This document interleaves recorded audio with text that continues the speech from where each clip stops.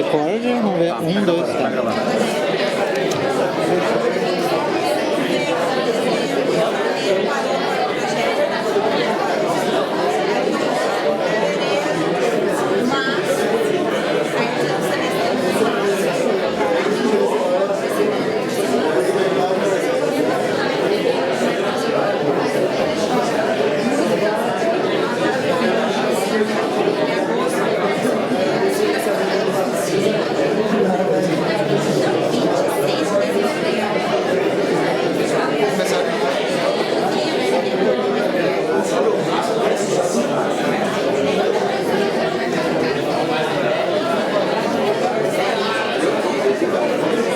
Boa noite a todos. O curso de Direito da Universidade Federal de Santa Maria tem a honra de, nesta noite, proceder à sua aula inaugural do primeiro semestre de 2013. Esta noite contamos com a presença do professor Salo de Carvalho e do professor Fábio Faetti. O professor Salo é professor colaborador do curso de Direito da Universidade Federal de Santa Maria, professor adjunto do Departamento de Ciências Penais da URGS de 2010 a 2011, foi professor titular do Departamento de Ciências Criminais e do Programa de Pós-Graduação, Mestrado e Doutorado da PUC de 1996 a 2010. É graduado em Direito pela Unicinos, mestre em Direito pela Universidade Federal de Santa Catarina, doutor em Direito pela Universidade Federal do Paraná. É pós-doutor em Criminologia pela Universidade Pompeu Fabra, em Barcelona, presidente do Conselho Penitenciário do Rio Grande do Sul, de 2001 a 2002, autor dos livros Penas e Medidas de Segurança no Direito Penal Brasileiro, Anti-Manual de Criminologia, A Política Criminal de Drogas no Brasil, Como Não se Faz um Trabalho de Conclusão, entre outros. É editor do Antiblog de Criminologia. Investiga os temas de criminologia, penologia, encarceramento, política de drogas, direito penal, processo penal, direito penal juvenil, direitos humanos, feminismo, teoria, psicologia social e psicanálise. Uma grande honra para o curso de Direito da UFSM contar com a presença do professor Salo de Carvalho.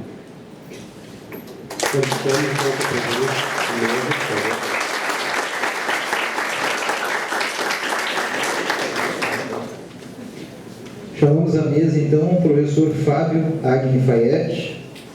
Possui graduação em Ciências Jurídicas e Sociais pela Universidade do Vale do Rio dos Sinos, mestrado em Ciências Criminais no curso transdisciplinar pela Pontifícia Universidade Católica do Rio Grande do Sul e especialização em Direito Penal Econômico e Europeu pela Faculdade de Direito de Coimbra, Portugal.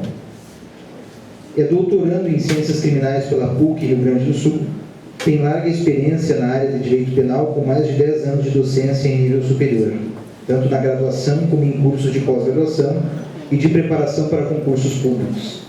Além disso, milita na advocacia criminal em escritório próprio, Faetti Advogados, com ênfase em crimes econômicos, ambientais, de trânsito, tráficos internacionais, dentre outros, incluindo as situações de adolescentes em conflito com a lei.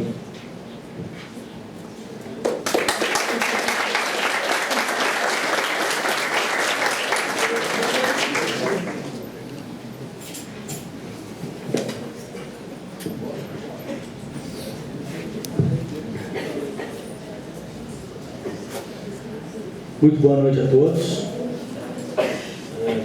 Quero, em primeiro lugar, registrar, senhoras e senhores, a minha alegria e a minha satisfação de poder estar aqui essa noite, agradecendo já o convite a esta casa na figura do professor Jerônimo, meu querido amigo, e dizer de público, né, da minha felicidade de encontrar aqui ex-alunos, ex-colegas de docência, mentes brilhantes e interessadas num tema que hoje em dia é difícil das pessoas quererem pesquisar, porque estamos sempre à área, mas sobretudo quero deixar registrado, antes de começar, senhoras e senhores, que para o meu gládio, para a minha alegria pessoal, eu vou dividir a mesa hoje com um dos meus professores de Direito Penal.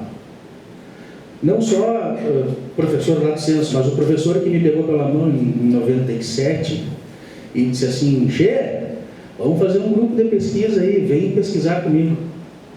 O sujeito tinha cabelo mais comprido, né? E mas tudo é pintando, a gente sabe. E o diálogo foi o seguinte, tipo, que baita ideia, eu tenho um monte de ideias que eu queria pesquisar. E a frase do querido aqui é assim, não, quem tem as ideias sou eu, tu só pesquisa. Vai virar meu escravo na pesquisa. Eu digo, ótimo. Ele pensa, eu pesquiso, eu aprendo, fica todo mundo feliz. E foi, talvez, senhoras e senhores, o momento em que eu descobri não só a beleza e a importância do trabalho, mas tive a oportunidade de conviver mais próximo com, talvez, hoje um dos maiores professores de Direito Penal e Criminologia do Brasil, o professor Saulo de Carvalho. É com quem, então, eu quero deixar registrado a minha responsabilidade de falar antes dele, né? Mas o que é absolutamente natural, porque todos nós viemos aqui para assisti-lo hoje. Eu me propus, e quando fui convidado pelo professor Jerônimo, mais ou menos fui desafiado, a trazer à discussão um tema que é bastante difícil, que é a questão do crime de estupro e dos crimes sexuais. Eu tive a oportunidade, senhores, de, em 2009, depois de lecionar e fazer amigos durante 4 anos aqui em Santa Maria, quando eu lecionei na FADismo, em 2009 eu fiquei em Porto Alegre num ano sabático, assim, um ócio produtivo, uma coisa mais introspectiva, né? Aos ventos daquilo que me propunham as causas do escritório, e dentre elas caiu na minha mão um crime de estupro. Bastante delicado, bastante complicado, e eu me debrucei sobre esse processo assim para tentar, porque vi que ali tinha uma injustiça contra um cidadão, vi que ali se estava utilizando o crime de estupro como um instrumento de poder, e o sujeito esse apareceu na minha frente condenado a 11 anos e alguns meses de prisão. E no fruto deste estudo, para entender a legislação nova que em agosto passou a vigiar no Brasil, a Lei 12.015, comecei um estudo que culminou na publicação de um pequeno estudo, um pequeno livrinho, chamado de Delito de Estupro. E a partir daí eu tenho me deparado com processos cada vez mais, dentro do crime de estupro, por favor, cada vez mais políticos. Cada vez mais, menos estupro, mais briga de poder. Parece estranho o que eu estou dizendo, porque a gente tem comumente a ideia do estupro, de uma violência sexual contra a mulher.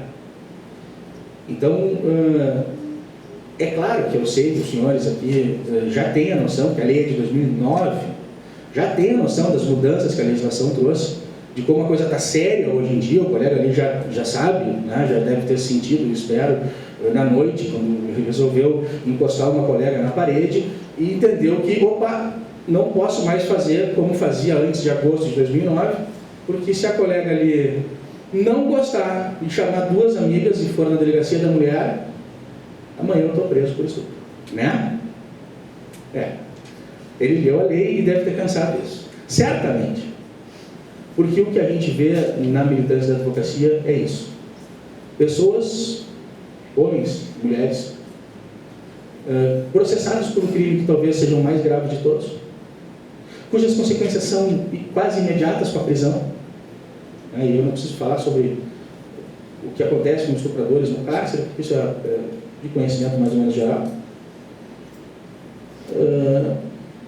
e às vezes num processo de direito da família, em que se está disputando a guarda do filho ou qualquer coisa assim. Aí acabaram os argumentos, o pai ou a mãe vai lá e diz que o adversário está abusando sexualmente da menina ou do menino, que é muito comum também, por conta de ter algumas portuejas ou umas perequinhas ou qualquer coisa assim. Não, professor, mas aí tem que ter prova, né? Sim, tem que ter prova. Mas 2 testemunhas bastam. E a palavra da vítima também. Mas não pode condenar exclusivamente com a palavra da vítima, né? Mas depois deem uma olhada no site do Tribunal de Justiça e vocês vão entender que muitas vezes, ou em quase a maioria esmagadora da jurisprudência, a palavra da vítima na ausência de outras provas, é uma prova que deve ser levada em consideração, mesmo quando ela é única. E que, portanto, essa coisa de que a palavra da vítima tem que ter outra prova acostada para... E me entendam, eu não vim aqui defender a ideia do estupro como obra de arte, não, pelo amor de Deus, não foi mal. Tá? É claro, é um crime gravíssimo e tem que ser punido, tá tudo muito certo, mas os limites dessa punição e a estrutura que hoje vige desta norma permite uma série de barbaridades. Tá? Eu tenho alguns exemplos que são assim assustadores, mas a legislação nova permite isso. Tá? E aí, estava conversando com o professor Salles sobre o que a gente ia trazer hoje e provocado que fui para dar uma olhada no anteprojeto de reforma do Código.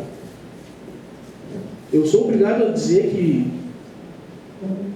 não sei se eu vou dizer, porque quem vai votar esse anteprojeto é o Tiririca, o Romário, né? Nós temos esse medo, tem que pensar nisso também, né? Feliciano.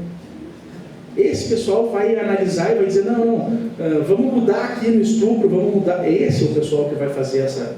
Vocês elegeram eles, nós elegemos eles. Não, aí todo mundo, não, mas eu não votei nessa gente. Claro, a gente sabe. Sabe que vocês não votariam no Tiririca se ele fosse candidato por aqui. Ó. Pessoal, eu vou dizer, depois se não for, paciência. Tá? Mas hoje o que eu sinto é que a reforma no crime de estupro, estupro de vulnerável, ela parece boa. Eu não quero afirmar isso ainda, porque talvez mude alguma coisa e depois fica pior. Mas o Fábio, sabe? Porque ainda é um anteprojeto, ainda isso vai ser discutido, vai ser modificado. Mas hoje o retrato que eu posso fazer, comparando com o que a gente tem vigendo no país, a reforma parece boa. Porque todos sabemos, em 2009, a legislação fundiu as duas figuras do estupro e do atentado violento ao pudor numa figura só, que passou a se denominar estupro.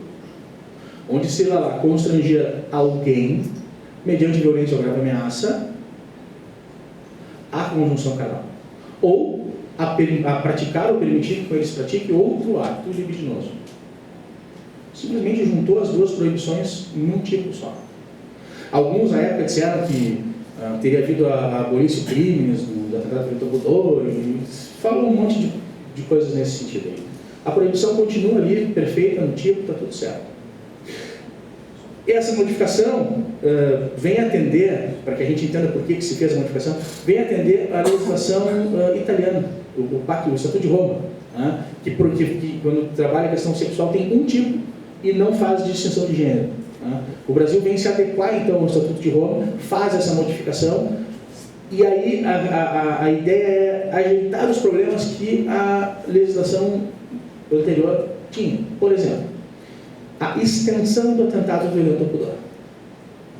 Vocês poderiam me dizer o que é um atentado violento ao pudor? Onde ele começa, onde ele termina? Vamos fazer o seguinte, conjunção carnal todo mundo sabe, ou deveria saber, todo mundo menor de 18 aqui, né? Eu sou todo mundo, alguém menor de 18 aqui que mereça... Tá, então, conjunção carnal vamos simplificar assim, cópula vagínica, todo mundo entende. E por cópula vagínica, por favor, entendam, introdução, ainda que parcial, do pênis, todo mundo espera, né? Pênis na vagina. São dois termos técnicos, né? Lembrem que não é de borracha, não é de madeira, é pênis de verdade, vagina de verdade. Se qualquer dessas coisas for de brincadeirinha, antigamente não configuraria estupro. Hoje configura porque tudo é a mesma coisa. Então assim, vamos de novo. Conjunção carnal, todo mundo beleza. O resto todo que não for introdução de pênis e vagina é atentado violento ao pudor, na lei antiga. Ato libidinoso. Tudo aquilo que vocês estão pensando, tudo aquilo que vocês conseguirem imaginar, que não seja cópula vagina, inclusive isso aí também, tudo isso é ato libidinoso. Muito bem, a norma nova embarcou tudo isso para si e diz: constranger alguém, então, meninos, meninas, Na nossa época, que eu estudava com o professor Salo, eu tinha 2 gêneros, homens e mulheres. Hoje tem uma profusão de gêneros. Hoje tem os coloridos, os pretos, os azuis, tem esse pessoal vão criando tribos e os gêneros vão se misturando. As pessoas, tem gente que eu olho na rua às vezes, mas que isso? Eu não sei dizer se é do meu time, se é do time oposto, porque hoje são vários os times. Tá? Mas a norma, ao estabelecer alguém, defende lá os emos, os coloridos, o pessoal todo. Tá? De forma muito democrática, abrange todo mundo. Antigamente se discutia se o transexual era protegido por estupro. Não, acabou essa discussão no alguém. Quando a norma tirou mulher e botou alguém, acabou a discussão. Mas também estabeleceu lá que é da conjunção carnal ao ato libidinoso. Bom, aí, pessoal, toda espécie de sacanagem que vocês puderem pensar, encaixa no tipo. Inclusive isso aí também. Fica ruim, porque eu digo para vocês assim, vocês na noite hoje, quando saírem daqui, vão tomar uma cerveja com os colegas de faculdade, vai ter aquela coleguinha que sempre é a mais querida, que vocês sempre quiseram pegar, né? Rapazes. No meu tempo, rapazes pegavam meninas. Então eu vou trabalhar assim, depois vocês adequem a realidade, né? Vocês têm que tomar muito cuidado na abordagem e no desenrolar da abordagem e na consequência da abordagem e, sobretudo, no resultado final da obra. Porque em qualquer momento desses que a conduta for desviada, vocês praticaram o crime de estupro. E vocês também, meninas. Basta que o sujeito, que é uma coisa, né, que acontece bastante, o sujeito diz, não, para, por favor, para. Não, daqui eu não posso passar, é uma questão, sabe, a minha família não deixa. Esse tipo de coisa, né, que é comum. Estupro. E aí, mas é que não teve violência. Sim, não, é que essa coisa, isso ficou muito inflexibilizado, porque 2 testemunhas e um bom depoimento resolvem isso amanhã de manhã. Tem o caso de uma colega advogada do Rio de Janeiro que veio a Porto Alegre fazer uma audiência em 2010, depois foi tomar uma cerveja ali naquele lugar, a Calçada da Fama, ali naquela zona ali. E estava sozinha numa mesa, pobrezinha, e aí 4 rapazes solícitos, que também estavam tomando cerveja na mesa do lado, convidaram a menina assim, tia, senta aí, partilha aí conosco, aquela coisa toda. E ela veio, né, assumindo o risco, sentou com 4 rapazes gaúchos na mesma mesa, tomaram tudo que podiam, e ela lembra de sentar na mesa com eles, depois disso ela não lembra mais nada. Ela acordou no dia seguinte, num quarto de motel, o celular, o computador, as roupas. Isso quando acontece.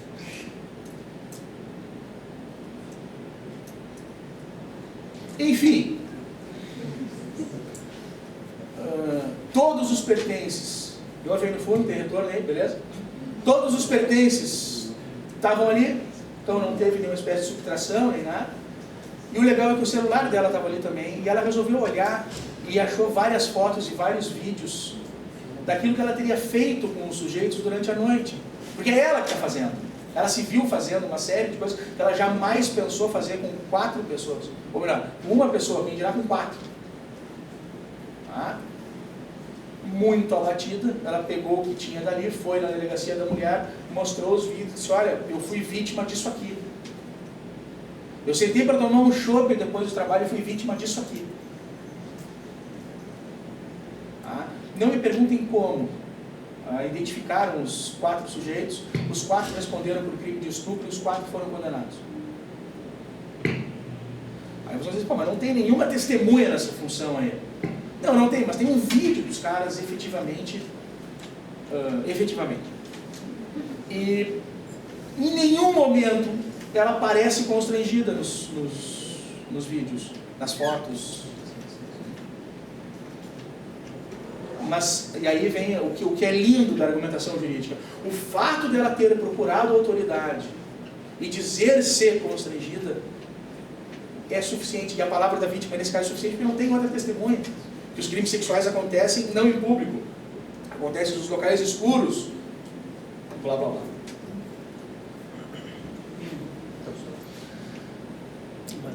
Então, pessoal, é assustador.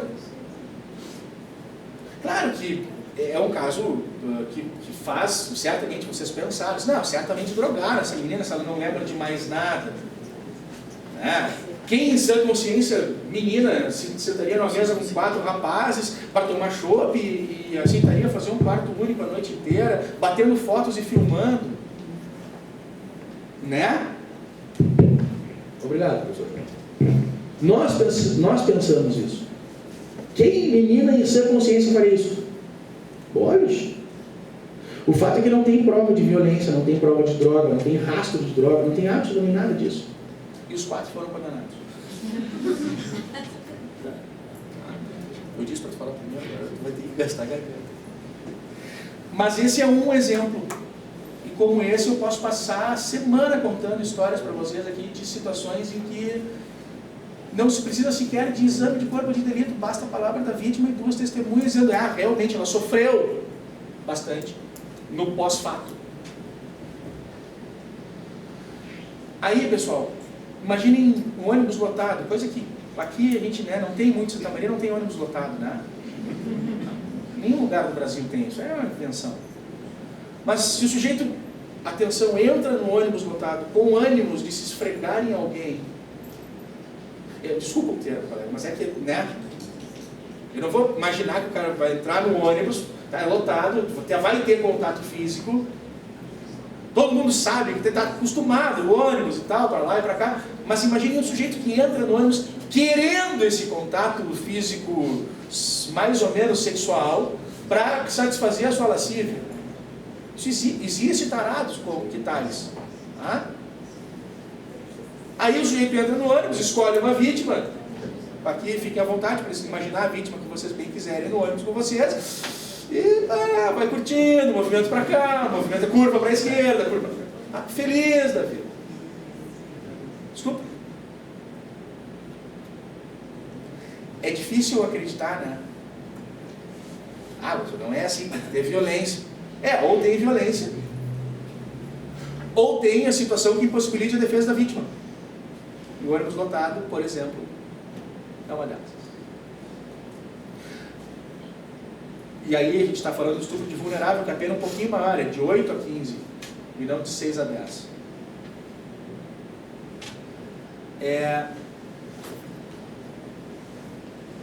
Esse recurso que impossibilita a defesa da vítima, que aí nos leva para o estupro de vulnerável, tem uma outra coisa legal, porque é qualquer recurso que possibilite a defesa da vítima, ou diminua a resistência da vítima.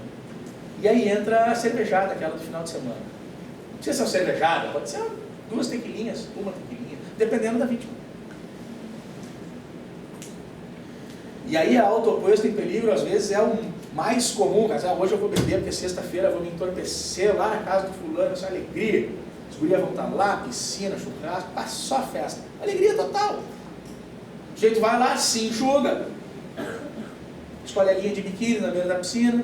Pensaram que alegria é uma festa espetacular. Todo mundo se querendo. O problema de todo mundo se querendo é que se tem um não se querendo, acredite, falem o nome do crime.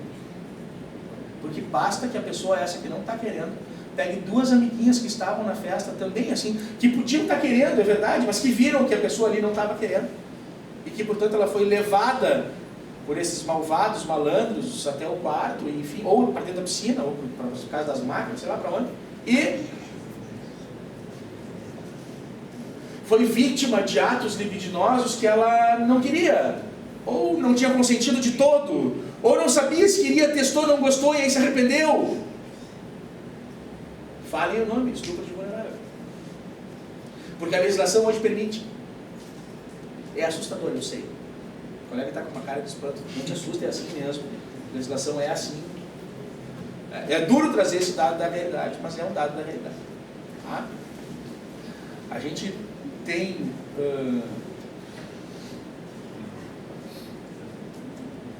Sobre o estupro de vulnerável, a propósito, eu tenho um cliente lá do escritório, que é um menino que hoje tem 13 anos, e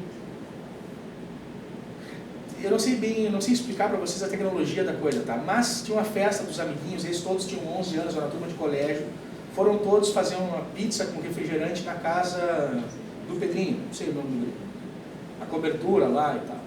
Aí, no desenrolar da festa, claro, teve um amiguinho que levou uma garrafa de vodka, outro levou uma garrafa de tequila, outro levou cachaça, que era mais barato, com Fanta, né? E teve uma coleguinha que não era... Enfim, teve uma coleguinha que tomou tudo o que podia e desmaiou. As amiguinhas ficaram assustadas e foram embora, porque afinal os guris estavam ficando meio agressivos. Deixaram a amiguinha essa desmaiada na mão dos coleguinhas de aula. Aí um dos coleguinhas de aula, no auge dos 11 anos, disse: "Pá, vamos pelar fulano e fazer umas fotos dele e botar na internet." E o outro amiguinho disse: "Que baita ideia!" Pegou o celular e começou a filmar. Eu não sei como é que funciona bem isso, porque no meu tempo não tinha isso, mas ele começou a filmar isso direto para a página dele no Facebook, ou uma página qualquer dessa. Não sei se também, não sei como, mas foi isso que aconteceu. E eu sei que isso aconteceu porque o pai da menina, essa que estava desmaiada, estava passeando pelas páginas dos coleguinhas para ver, né, o perfil de cada um, aquela coisa. E achou um videozinho, o guri fez uma postagem assim: "Olha que legal, a fulana bêbada." E ele acessou o link, e o link estava no videozinho. Esse guri tinha, não sei se carregado há pouco tempo, ou era online mesmo, né? E o vídeo consistia no quê? A guriazinha parecendo morta, desmaiada de bêbada, e os coleguinhas, os parceiros, tirando a roupa dela e fazendo foto, close daqui, close dali e tal. Aí teve um deles que teve, quando o pai começa a assistir o troço, teve um deles que teve a genial ideia de... Como é que eu vou explicar?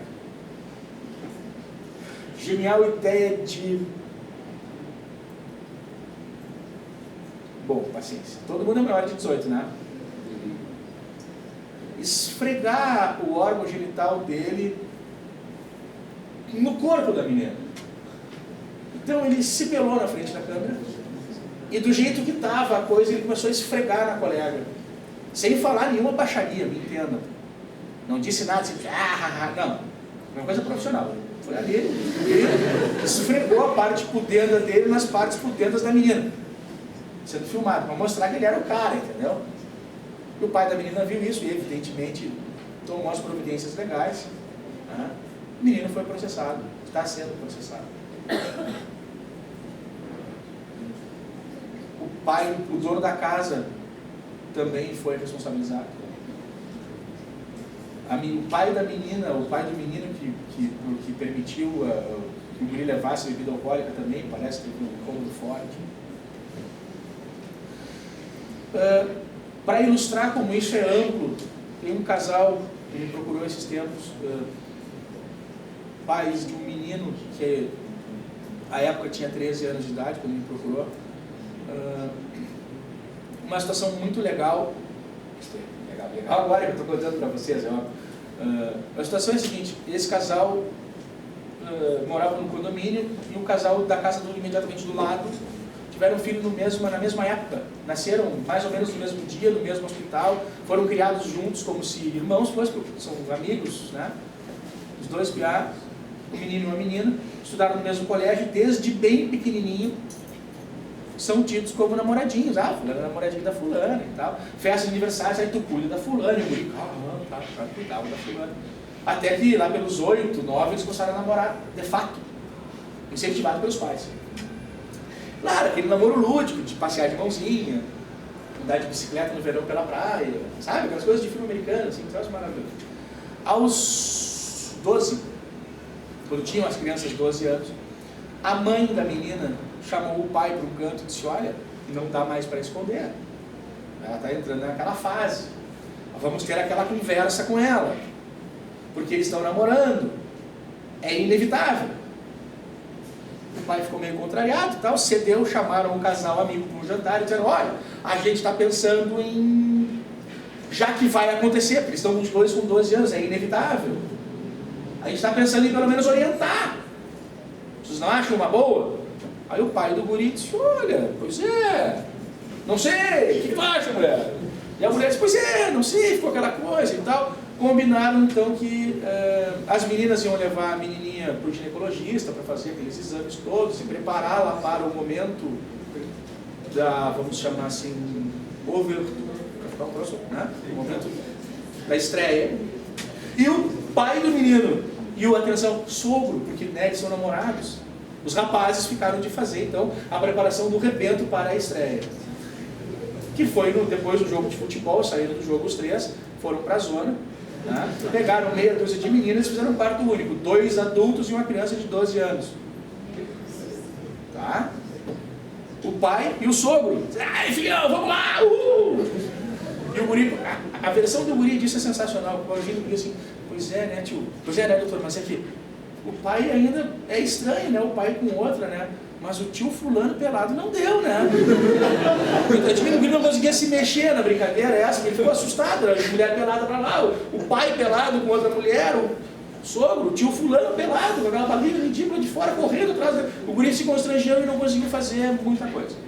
Tá? Diz que foi a pior noite da vida dele, que ele não queria falar sobre isso, enfim. Mas deu-se por estreado o rebento e experiente rebento. Tá? Aí todo o churrasco de domingo, os pais chegavam pro rebento e diziam, aí, tá preparado? Pode ser esse final de semana, né? Vamos lá, vamos lá. E aí, conseguiu alguma coisa? E a pressão pegando. Tá? Aí um dia os dois namorados estavam no cinema e a guria disse pro cara assim, troço chato isso, né? O cara ficou pressionando, que porra, parece que ele tem obrigação de fazer esse troço aí. E o guri disse, não, pois é chato, mas é que eu não vou te mentir, né? Dá vontade, aquela coisa, começaram a conversar, papo daqui, papo dali. Combinaram um dia, com hora marcada, tudo, avisaram os pais fizeram um jantar e, atenção, eles moram um na casa do lado do outro. Combinaram o jantar na casa A e as crianças ficaram na casa B, para a estreia. Percebam, tudo controlado, tudo dentro daquilo que deveria ser uma lógica maravilhosa. Tá? Isso foi comemorado pelas famílias. As famílias fizeram um jantar de comemoração, a menina ganhou presente, ganhou flores, ele ganhou um certificado lá que os dois babacas fizeram para ele. É visível, mas pense no trauma dessas duas crianças, cara. Um mês e meio depois ele descobriu que a amiga, quer dizer, que a namorada, com quem então ele passou a dormir todas as noites, porque afinal agora que está liberado, né? Ele se mudou para a casa da menina, e ela para a casa dele, era uma noite na casa de cada um e tal, enfim. Ele descobriu um mês e meio depois que ela tinha amigas. E claro, a lei é aquela de que a grama do vizinho é sempre mais verde. E pasmem, como ela tinha contado para as amigas tudo o que tinha acontecido, as amigas sabiam, nessa idade em que tudo floresce, as amigas ficaram curiosas também. E um belo dia ele pulou a cerca e conheceu uma amiga, enfim, né? Aí eles se separaram, romperam o relacionamento. A menina ficou muito triste, chamou o pai e a mãe, botou a culpa no pai e na mãe. O pai da menina se sentiu injuriado com aquela atitude daquele sujeito, mau caráter, sem vergonha. 2 testemunhas e uma boa e bem feita ocorrência com auxílio de advogado. Adivinhe? Parece brincadeira, né?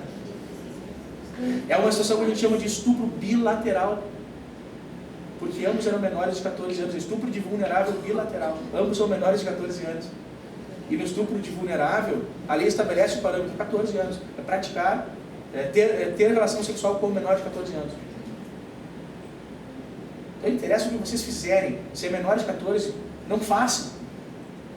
Não interessa. Porque aí não tem justificativa. Ah, mas a pessoa quis, a pessoa está bêbada, qualquer coisa que vocês disserem vai piorar. Então não falem nada. Desculpa. Preferentemente não façam, se for menor de 14 anos.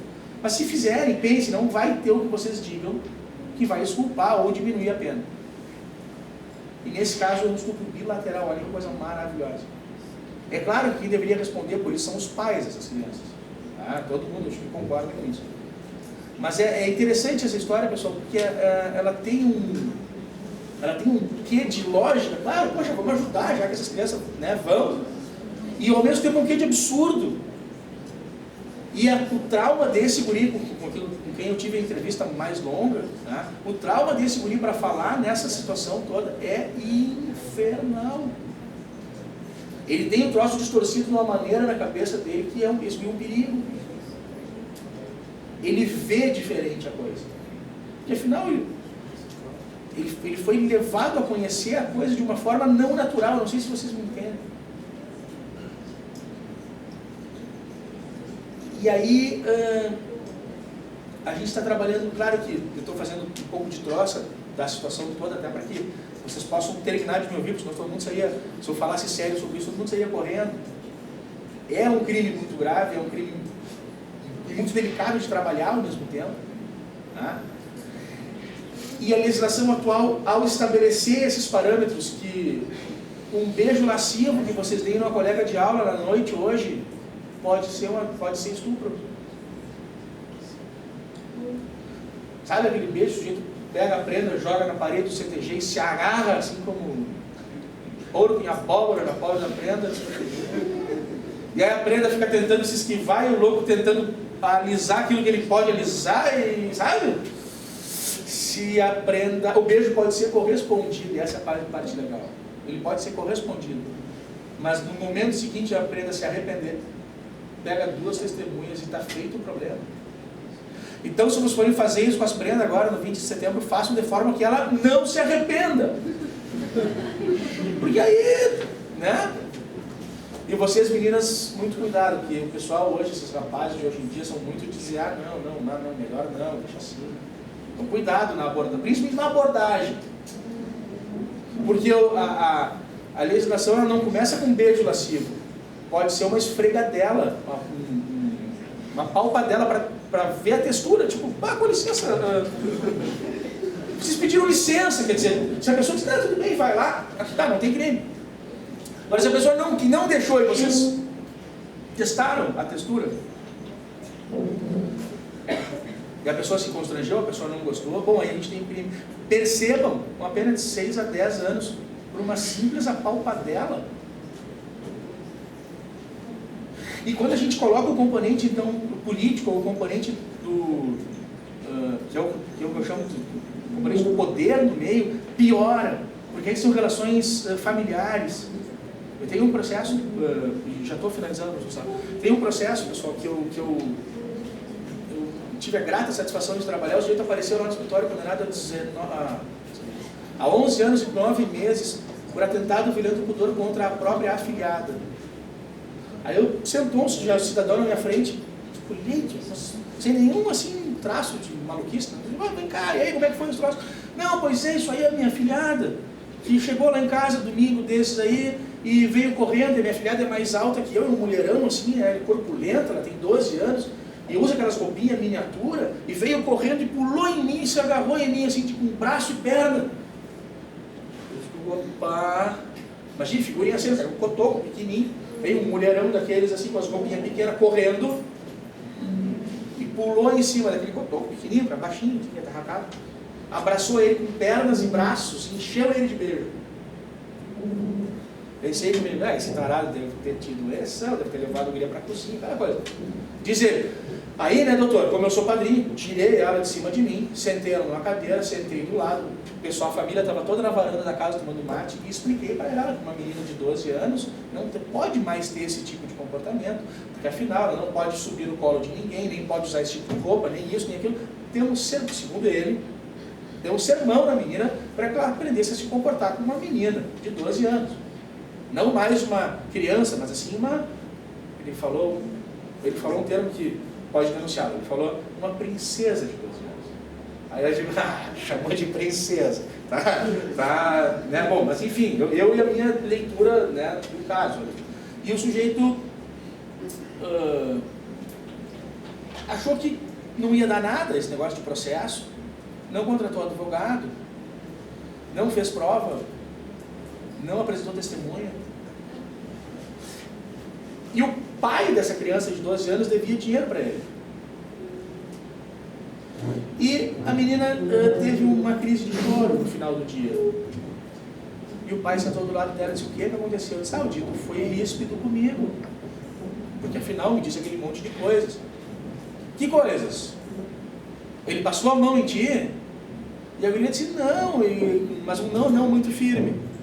E aí o pai começou a sugestionar coisas maravilhosas, e ela começou a dizer sim para tudo, porque afinal as coisas eram...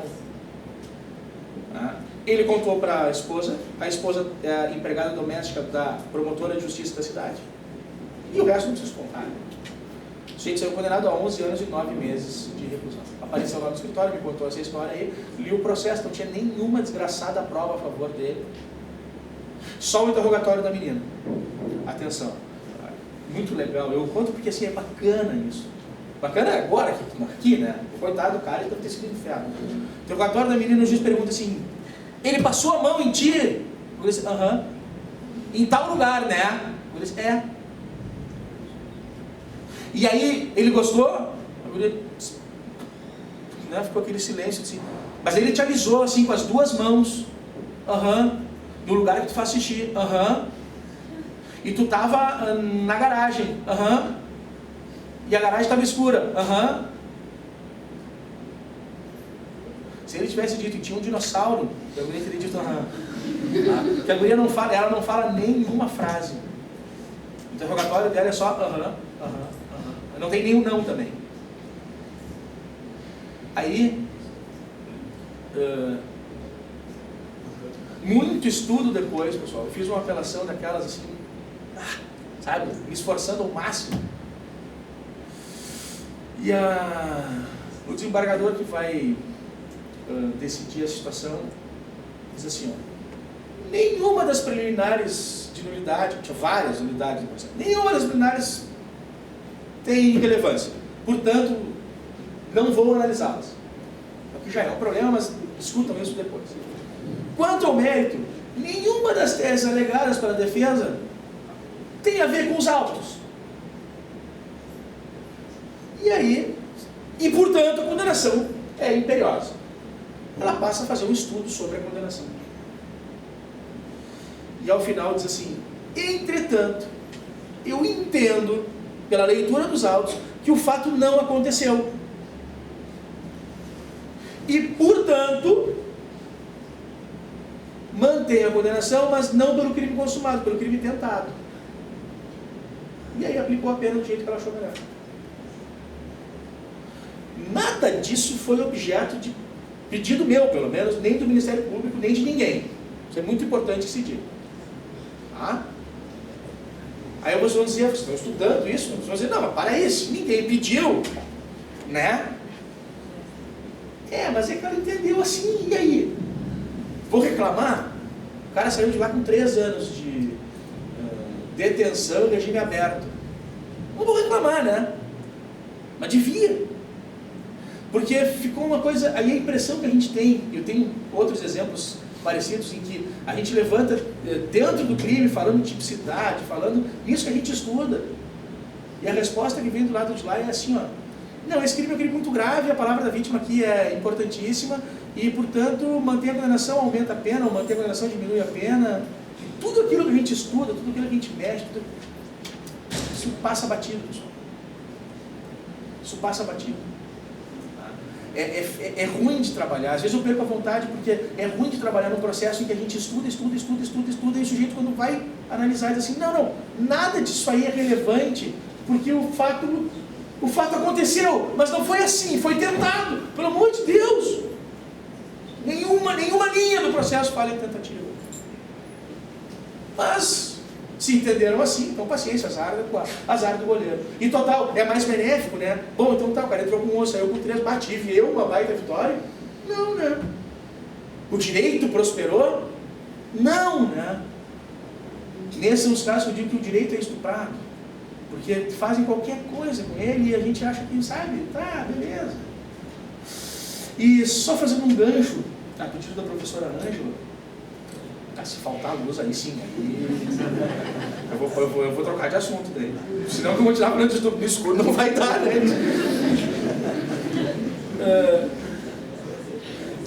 Muito desses absurdos que a gente vê aí nesses tempos malucos que a gente está vivendo, pessoal. Se vocês não se deram conta disso, pensem um pouco. A gente está vivendo, para quem conhece minimamente o direito, a gente está vivendo um tempo muito louco. O professor Saulo, melhor do que ninguém, pode explicar isso. Essas questões assim que hoje, se não for doloso, não tem graça. Primeira regra. Seja lá, X não é doloso, então não tem graça. Então não pode. X tem que ser doloso. Tudo tem que ser doloso. Existe um denuncismo muito forte, existe uma onda muito ruim chegando aí para quem trabalha com direito. Tá? E só tem um meio da gente tentar, e está ruim, pessoal, está muito ruim. E eu vou deixar aqui um pedido, tá? Que é no sentido de que, para melhorar, ou tentar talvez lutar contra essa onda ruim que está chegando aí, a gente precisa, eu, o professor Saulo, o professor Ângelo, o professor Jerônimo, nós precisamos de mentes pensando, mentes pesquisando. É ruim eu convidar assim, venham pesquisar estupro. Estupro é uma coisa muito bacana. Não é bacana. Tem que ter um estômago de avestruz para estudar sobre estupro. Tá? É difícil, é ruim, são situações, são misérias humanas muito duras de trabalhar. Mas alguém tem que pesquisar isso. Alguém tem que botar a mão aqui e olhar e dizer, não, só um pouquinho, isso aqui está errado. Ninguém pode julgar um crime de estupro como quem julga um crime econômico, são coisas diferentes. Coisas que merecem valorações diferentes, porque mexem de forma diferente na vida do cidadão que está sendo processado. Por mais que vocês odeiem o estuprador, essa figura, o estuprador, tá? Lembrem que amanhã o estuprador pode ser você, se vocês se passarem na festa hoje. Meninos ou meninas, tanto faz. Ou se vocês forem dar banho no primo de vocês, que tem 3 anos, e o primo depois chegar para a mãe dele e dizer, o primo passou a mão em mim. Vocês podem ser estuprador, né? Lavaram a criança lá, onde tinha que lavar, não lavaram?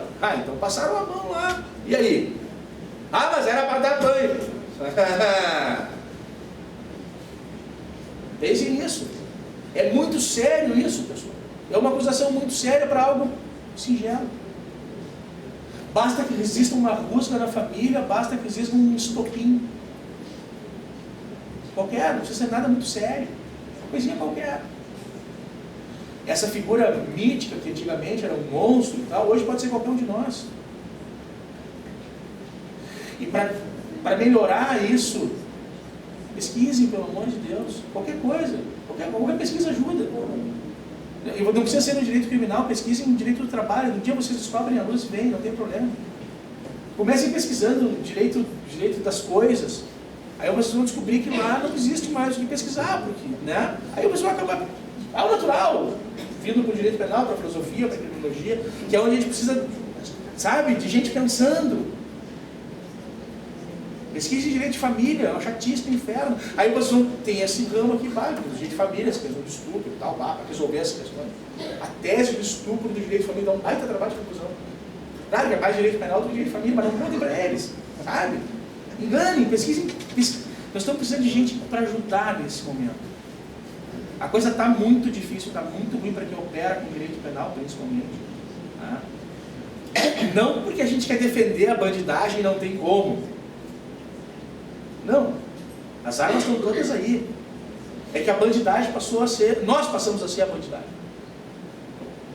O direito penal está cada vez mais próximo do nosso calcanhar. Nós somos minoria, nós somos cidadãos bem que pagamos imposto. Experimentem deixar de pagar o impostinho agora. Experimentem. Experimentem sair dizendo assim, não vamos mais pagar imposto, vamos parar com essa palhaçada. Não pago mais imposto. Experimenta. Experimenta pegar a colega, escolha uma colega que vocês quiserem prensar ela no elevador agora na saída. Vem cá, colega, hoje é tu. Experimenta. Amanhã vocês vão sofrer a ira do direito penal. Porque qualquer um de nós está sujeito. Experimentem dirigir embriagados. Claro que vocês não fazem mais isso, isso é uma coisa da minha geração. Não existe mais gente que dirige embriagado. Isso aí não. Na geração de vocês, eu espero, né? Porque na nossa geração era permitido, né? Porque aí proibiram. A partir daí eu espero que, né? Direção embriagada, teve que vocês, claro que vocês não cometem. Isso aí não, óbvio. Não preciso falar. Mas experimentem um dia, então, sair embriagado. Não precisa ser muito embriagado para não se matar. Sair meia tampa. Aí vocês vão descobrir que dirigir embriagado é dolo eventual. Não, dirigir embriagado tem que ter dolo, não tem dolo eventual. Aí vocês vão descobrir que em crime de trânsito esse negócio de dolo não existe. Isso aí é uma palhaçada que inventaram. Aí vocês vão chegar no dia que vocês vão ter pela frente um crime de dispensa de licitação. Foi o que aconteceu essa semana, professor Sá. E eu pego o recebimento de denúncia feito por nosso querido amigo Paulo Baltazar, e que ele diz assim: em que pese a decisão do STJ de número tal e a decisão do STF de número tal, eu entendo que este tipo prescinde do elemento subjetivo. Ou seja, tá, e aí só tem tipo objetivo. Dolo, culpa, esse troço aí, não precisa. Ele entende que não, e recebeu a denúncia porque tá tudo ali, só não demonstraram o dolo da gente. Aí eles, puta, e agora? 6 anos de investigação, não demonstraram o dolo da gente. Ele reconhece isso e diz: azar, né? Fábio que se vire. Tudo isso que vocês estão estudando de dolo, culpa, isso é uma grande bobagem. Na vida real, cada um faz o que quer, pessoal. Eu sei que é ruim dizer isso, mas é real, entendeu? A realidade é... O professor Albano, hoje tomei um café com o professor Albano, o Pepe me disse: não fala da realidade para eles. Faz um pouco de ficção, senão eles vão embora. E na real, pensando bem, ele tem razão, sabe? Se a gente começar a contar para vocês daqui da frente, para a gente ver do lado de cá, é muito pior do que falar sobre estudo. Esse negócio de garantia, isso não existe mais. Constituição, isso é bobagem, inventado, só para tirar o dinheiro de vocês com esses livros grossos que vocês carregam. Na hora de aplicar, isso não existe mais.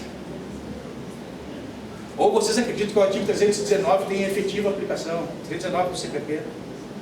Aquele das medidas cautelares prévias à prisão cautelar. Não existe, isso é muito bonito, velho. Porque se ele é um juiz que aplica isso, me liguem. Eu pedi para ele dar uma olhada nos processos com ele, que está feio hoje. Não existe. Mas assim, eu venho numa fase muito cética, então eu quero deixar registrado que talvez o anteprojeto de reforma traga alguma melhoria nessa parte do estupro, né? Até porque ele melhora a conduta. Eu peguei o desplante de trazer aqui a leitura só para não forçar a memória. Ele diz o seguinte: constranger alguém mediante violência ou grave ameaça a prática de ato sexual, vaginal, anal ou oral. Mas, sabe, a lei agora trouxe uma terminologia mais clara para terminar com os troços de conjunção carnal é isso, ato libidinoso é aquilo, tem gente que confunde. Então, assim, ó, ato sexual, vaginal, anal ou oral. Entenderam? Ficou claro? Beleza. É crime único, né? Vaginal, anal ou oral. Né? Não, não é, porque o parágrafo único estabelece lá que o sujeito pratica mais de uma conduta dessas, da relação do ato sexual, vaginal, anal ou oral, a pena é aumentada de 1 a 2 terços. Então, assim, tudo aquilo que vocês estudaram, de crime único, esqueçam. Tá? Mas o Tiririca parece que vai resolver isso aqui. E o legal dessa legislação nova é que ela acabou com essa coisa de ato libidinoso. A ideia da legislação nova, assim, é restringir e tornar mais claro o tipo. Então, por isso usou essas expressões que, à primeira vista, eu achei, mas que chinelagem isso. E depois eu pensei melhor, não, tá bem, adequou, bacana. Tanto que o artigo 181 que eles propõem diz assim: constranger alguém mediante violência ou grave ameaça a suportar introdução vaginal ou anal de objetos. Vou ler de novo. Constranger alguém mediante violência ou grave ameaça a suportar introdução vaginal ou anal de objetos. Quer dizer que constranger alguém a suportar introdução oral de objetos não tem problema. Talvez configure lá um constrangimento ilegalzinho. Que não está escrito nada, né, doutora? Ele não pode estender. Eu falei objetos, animais, frutas e legumes. Fora, né? Ou a gente vai fazer uma interpretação extensiva e acabar com tudo que eu estudo. Não, mas aí tem o centro... Não, desculpa, eu sei que é um pouco pervertido isso que eu falei, mas é que existe gente que... Como é que eu vou te explicar? Entendeu? Que pratica essa conduta aqui em casa. Assim, tipo, amor, comprei pepino pro jantar hoje, sabe? Tem gente que tem esse hábito, velho. O 182 fala uma outra coisa interessante, que é o constranger alguém mediante violência ou grave ameaça, ou, se aproveitando a situação que dificulte a defesa da vítima, a prática de ato libidinoso diverso do estupro vaginal, anal ou oral. Não sei se me fiz entender. Ato criminoso qualquer, diferente daqueles 3 primeiros. Talvez aqui entre o animais, legumes, objetos, dedos, pés, mão, bom, enfim, vou parar por aqui. E a mesma estrutura se mantém lá para o estupro de vulnerável, atentando para que de 14 cai para 12 anos para se adequar ao ECA, né? Manter relação sexual, vaginal, anal ou oral com pessoa que tenha até 12 anos. Quer dizer, então, dos 12 para cima, a pessoa pode consentir e aí está tudo tranquilo. Adequando de novo ao ECA. Porque hoje existe um hiato. O ECA trata como criança até os 12. Dos 12 em diante, adolescente. Tá? E a legislação penal corta com 14. Então, dos 12 aos 14, o cara não é mais criança, já é adolescente, mas não pode ainda. Percebe? Tem algumas coisas interessantes.